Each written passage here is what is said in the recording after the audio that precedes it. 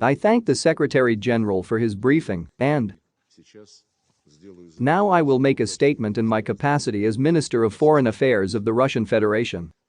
Dear Mr. General Secretary, dear colleagues, it is symbolic that we are holding our meeting on the International Day of Multilateralism and Diplomacy for Peace, which was included in the calendar of significant dates by the resolution of the UN General Assembly on December 12, 2018.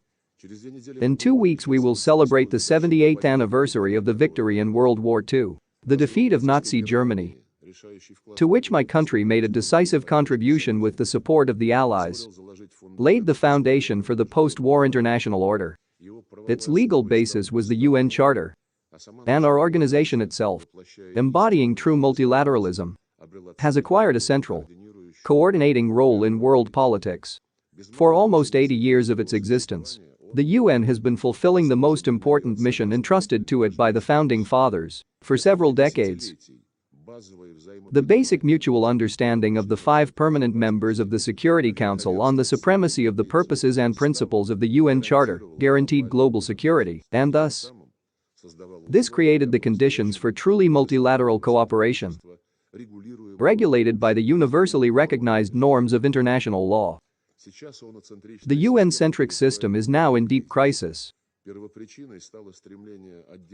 root cause was the desire of individual members of our organization to replace international law and the UN Charter with some order based on rules. Nobody saw these rules. They were not the subject of transparent international negotiations. They are invented and applied in order to counteract the natural processes of formation of new independent development centers, which are the objective manifestation of multilateralism. They are trying to contain them with illegitimate unilateral measures, including cutting off access to modern technology and financial services, ousting them from supply chains, confiscating property, destroying competitors' critical infrastructure, and manipulating universally agreed rules and procedures. As a result, the fragmentation of world trade, the collapse of market mechanisms, the paralysis of the World Trade Organization, and the final, already without disguise, the transformation of the International Monetary Fund into an instrument for achieving the goals of the United States and its allies, including military goals. In a desperate attempt to assert its dominance by punishing the disobedient, the US has gone to the destruction of globalization, which for many years it has touted as the highest good of all mankind, serving the multilateral system of the world economy. Washington and the rest of the West, which has obeyed it, will use their rules whenever they need to justify illegitimate steps against those who build their policies in accordance with international law and refuse to follow the selfish interests of the golden billion. They blacklist those who disagree, according to the principle, whoever is not with us is against us. It has long been inconvenient for Western colleagues to negotiate in universal formats, such as the UN, to ideologically substantiate the policy of undermining multilateralism. The theme of the unity of democracies as opposed to autocracies has been put into circulation. In addition to the summits for democracy, whose composition is determined by the self-proclaimed hegemon, other clubs of the elite are being created, acting bypassing the UN, summits for democracy, Alliance for Multilateralism, Global Partnership for Artificial Intelligence, Global Coalition for Media Freedom, Paris Call for Trust and Security in Cyberspace. All these and other non-inclusive projects are conceived in order to undermine negotiations on relevant topics under the auspices of the UN, in order to impose non-consensual concepts and solutions that are beneficial to the West. First, they agree on something separately, secretly, in a narrow circle, and then they present these agreements as the position of the international community. Let's call a spade a spade. No one allowed the Western minority to speak on behalf of all mankind. We must behave decently and respect all members of the international community by enforcing a rules-based order. Its authors arrogantly reject a key principle of the UN Charter: the sovereign equality of states. The quintessence of the exclusivity complex was the proud statement of the head of European Union diplomacy, Josep Borrell, that Europe is a Garden of Eden and the rest of the world is a jungle. I will also quote from the joint statement of NATO and the European Union of January 10 this year, which says, I quote, "A united West will use all the economic, financial, and I pay special attention military tools available to NATO and the European Union to ensure the interests of our 1 billion." It's written exactly like that. The collective West set out to reshape the processes of multilateralism at the regional level. More recently, the United States called for the revival of the Monroe Doctrine. They demanded that the countries of Latin America limit ties with the Russian Federation and with the People's Republic of China. This line, however, ran into the determination of the countries of the region to strengthen their own multilateral structures, primarily the Community of Latin American and Caribbean States, defending their legitimate right to establish themselves as one of the pillars of the multipolar world. Russia fully supports such just aspirations. Now significant forces of the US and its allies are deployed to undermine multilateralism in the Asia-Pacific region, where a successful open system of economic and security cooperation has been built around ASEAN for decades. This system made it possible to develop consensus approaches that suited both the 10 ASEAN members and their dialogue partners, including Russia, China, the United States, India, Japan, Australia, and the Republic of Korea, providing true inclusive multilateralism. By advancing the Indo-Pacific strategies, Washington set out to destroy this established consensus architecture. At last year's summit in Madrid, NATO, which has always convinced everyone of its peacefulness and the exclusively defensive nature of its military programs, declared its global responsibility. The indivisibility of security in the Euro-Atlantic and the so-called Indo-Pacific region, that is, now the line of defense of NATO, naturally, as a defensive alliance, is shifting to the western shores of the Pacific Ocean. Bloc approaches that undermine ASEAN-centric multilateralism are manifested in the creation of the AUKUS military alliance, into which they push Tokyo, Seoul, and even a number of ASEAN countries. Under the auspices of the United States, mechanisms are being created to intervene in maritime security issues, with an eye to ensuring the unilateral interests of the West in the waters of the South China Sea. Josep Borrell, whom I have already quoted today, promised yesterday to send European Union naval forces to this region. They make no secret of the fact that the goal of the Indo-Pacific strategies is to contain the People's Republic of China and isolate the Russian Federation. This is how Western colleagues understand effective multilateralism in the Asia-Pacific region. After the dissolution of the Warsaw Pact and after the departure of the Soviet Union from the political scene, hope began to dawn on the realization of the principles of genuine, without dividing lines, multilateralism in the Euro-Atlantic space. But instead of unleashing the potential of the Organization for Security and Cooperation in Europe on an equal and collective basis, the Western countries not only retained NATO, but, contrary to their sworn promises, they headed for the brazen absorption of the adjacent space, including territories where Russia's vital interests have existed and will continue to exist. As then U.S. Secretary of State Jim Baker reported to President George Walker Bush, the main threat to NATO is the Organization for Security and Cooperation in Europe. I would add on my own that today both the UN and the requirements of its charter also pose a threat to Washington's global ambitions. Russia patiently tried to reach mutually beneficial and multilateral agreements based on the principle of the indivisibility of security, which was solemnly proclaimed at the highest level in the documents of the OSCE summits in 1999 and 2010. It states in black and white, explicitly and unambiguously, that no one should enhance their security at the expense of the security of others, and that no state, group of states, or organization can be given primary responsibility for maintaining peace in the OSCE area or consider any part of the OSCE region as its sphere of influence. NATO did not give a damn about these obligations of the presidents and prime ministers of their countries and began to act the other way around, declaring its right to any arbitrariness. A glaring example is the lawless bombing of Yugoslavia in 1999, including the use of depleted uranium warheads, which subsequently caused a surge in cancer among both Serbian citizens and the NATO military. Joe Biden was then a senator and not without pride. He said on camera that he personally called for the bombing of Belgrade and the destruction of all bridges on the Drina River. Now the US ambassador in Belgrade is urging Serbs through the media to turn the page and stop being offended. The United States has accumulated a wealth of experience about how to stop being offended. Japan has long been bashfully silent about who bombed Hiroshima and Nagasaki after all. There is not a word about it in their school textbooks. As you know, recently at a G7 meeting, Antony Blinken pompously lamented the suffering of the victims of those bombings. But he failed to mention who organized them. Those are the rules.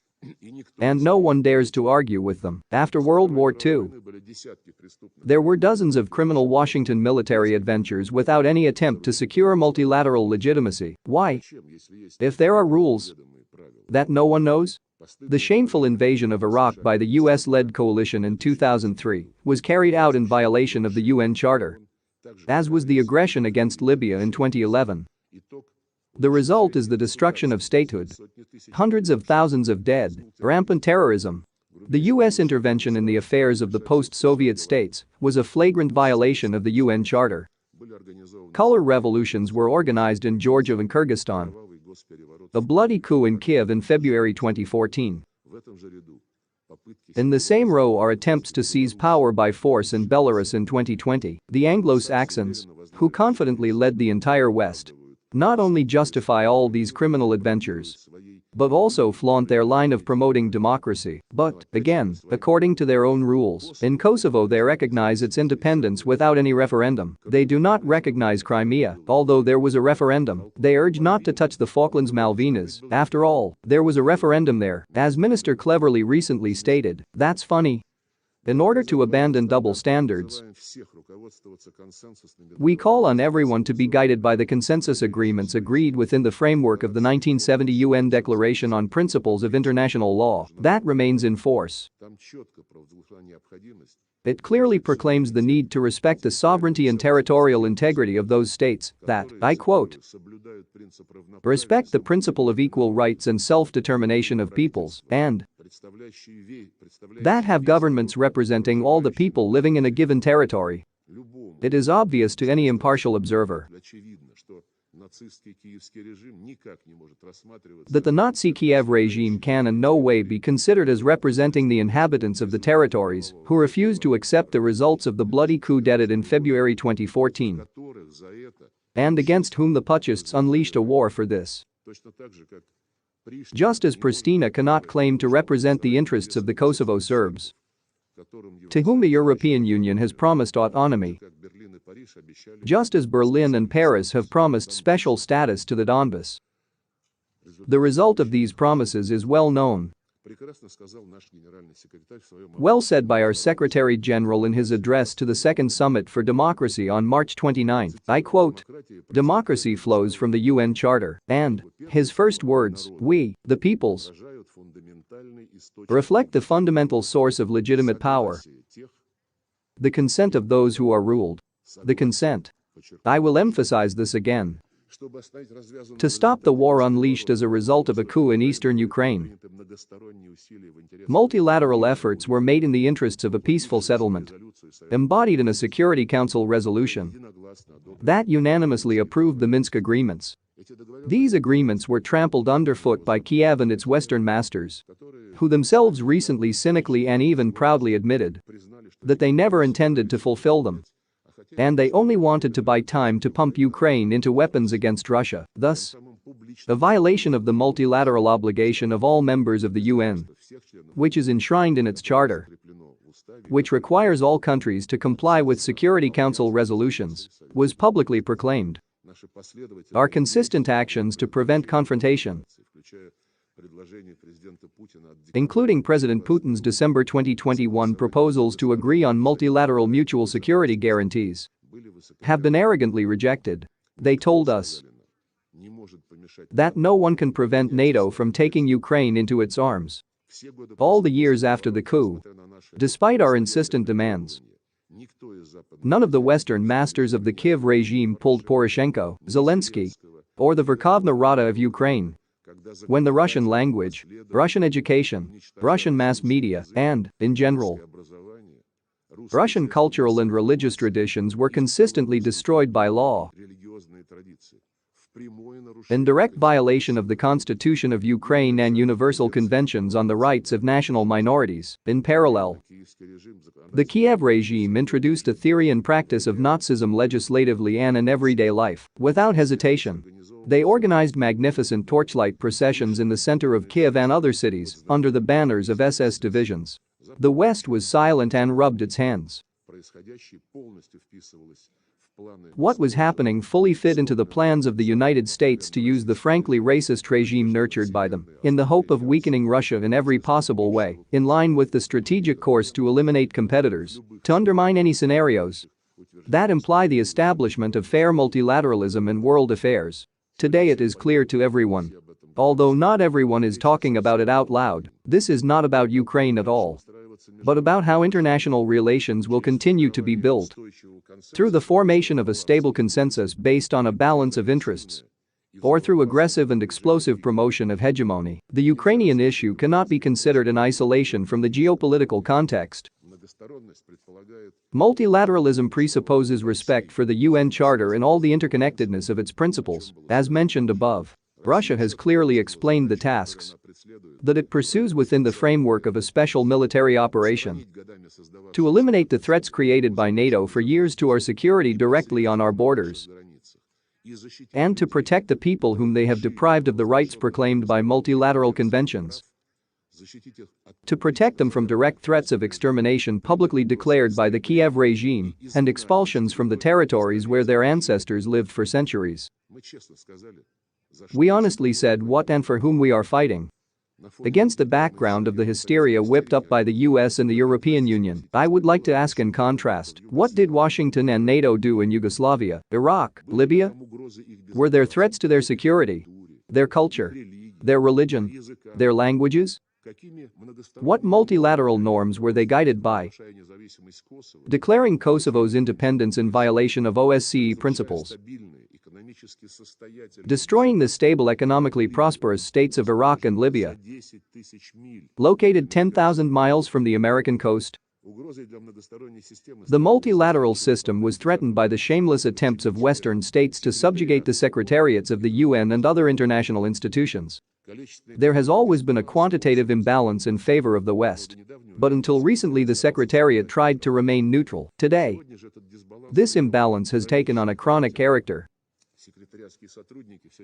and Secretariat employees are increasingly indulging in politically motivated behavior inappropriate for international officials. We call on the distinguished Secretary General of the United Nations to ensure that all of his staff comply with the requirements of impartiality in accordance with Article 100 of the UN Charter. We also call on the leadership of the Secretariat, when preparing initiative documents on the topics of the common agenda mentioned today and the new agenda for peace, to be guided by the need to prompt member countries to find a consensus, a balance of interests, and not to play along with neoliberal concepts. Otherwise, instead of a multilateral agenda, there will be a deepening of the split between that same golden billion and the world majority. Speaking of multilateralism, one cannot limit oneself to the international context, just as one cannot ignore this international context when speaking of democracy. There should be no double standards. Both multilateralism and democracy must be respected both within states and in their relations with each other. Everyone knows that the West, while imposing its understanding of democracy on others, does not want the democratization of international relations based on respect for the sovereign equality of states. But now, while pushing its rules on the international stage. It is also stifling multilateralism and democracy at home, using increasingly repressive tools to crush any dissent. Just as the criminal Kiev regime does with the support of its teachers. The United States and its allies, dear colleagues, we have again, as in the years of the Cold War, approached a dangerous, and perhaps even more dangerous line. The situation is aggravated by the loss of faith in multilateralism. When the financial and economic aggression of the West destroys the benefits of globalization. When Washington and its allies abandon diplomacy and demand a showdown on the battlefield. All this takes place within the walls of the UN, created to prevent the horrors of war. The voices of responsible, sensible forces calls to show political wisdom. To revive the culture of dialogue are drowned out by those who have taken a course to undermine the fundamental principles of interstate communication. We must all return to our roots. To the observance of the purposes and principles of the UN Charter in all their diversity and in all their interconnection. Genuine multilateralism at the present stage requires the adaptation of the UN to the objective trends in the formation of a multipolar architecture of international relations. It is necessary to accelerate the reform of the Security Council by expanding the representation in it of the countries of Asia, Africa and Latin America. The current exorbitant overrepresentation of the West in this main body of the UN undermines the principle of multilateralism. At the initiative of Venezuela, the group of Friends in Defense of the UN Charter was created. We call on all states that respect the Charter to join it. It is also important to use the constructive potential of BRICS, the Shanghai Cooperation Organization, the Eurasian Economic Union, the CIS, and the CSTO are ready to make their contribution, and, of course, we are in favor of actively using the initiatives and positions of regional associations of the countries of the Global South. The G20 can also play a useful role in maintaining multilateralism if the Western participants stop distracting their colleagues from topical issues on its agenda in the hope of muting the theme of their responsibility for the accumulation of crisis phenomena in the global economy. It is our common duty to preserve the United Nations as a hard-won example of multilateralism and the coordination of world politics. The key to success is working together, not claiming to be exclusive, and, I repeat, respecting the sovereign equality of states. This is what we all signed up to when we ratified the UN Charter. In 2021, President Putin proposed to convene a summit of permanent members of the UN Security Council. The leaders of China and France supported this initiative. However, unfortunately, it has not yet been implemented. This topic is directly related to multilateralism, and not because the five powers have certain privileges over the rest, but precisely because of their special responsibility under the UN Charter for the maintenance of international peace and security. This is what the imperatives of the UN-centric system now require, which, as a result of the actions of the West, is in danger of disintegration. Concern about this state of affairs is increasingly heard in the numerous initiatives and ideas of the countries of the Global South, from East and Southeast Asia, from the Arab and generally Muslim world to Africa and Latin America. We appreciate their sincere desire to ensure the settlement of any contemporary problems through honest collective work, aimed at agreeing on a balance of interests based on the sovereign equality of states and the indivisibility of security, and, in conclusion, I want to address all the journalists who are now covering our meeting. They didn't let your colleagues from the Russian media in here. The Embassy of the United States in Moscow mockingly announced its readiness to issue them passports with visas at the moment when our plane had already taken off. Therefore, there is a huge request to you to compensate for the absence of Russian journalists. Try to make your reports in such a way as to convey to a worldwide audience the full versatility of judgments and assessments. Dear friends, if you like this video, please subscribe, like and write a comment. This will greatly help the development of this channel. Thank you.